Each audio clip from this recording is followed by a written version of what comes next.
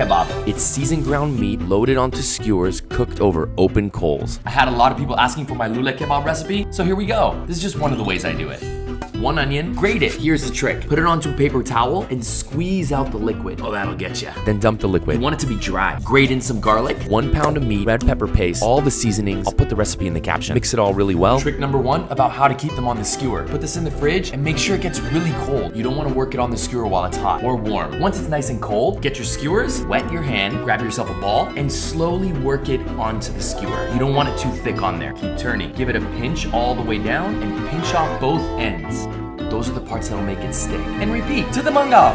Make sure you put it on hot coals, turning often so it gets a nice char. Once they're done and perfectly charred, lay them onto a bed of lavash, sprinkle on some raw onions and some parsley. Then put on a blanket of lavash to keep it warm.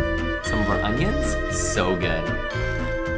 Oh, yeah! Oh man, that's delicious. Relatively easy to make. There's nothing like cooking on open charcoal. Don't forget to hit that follow button for more fun recipes. Want some?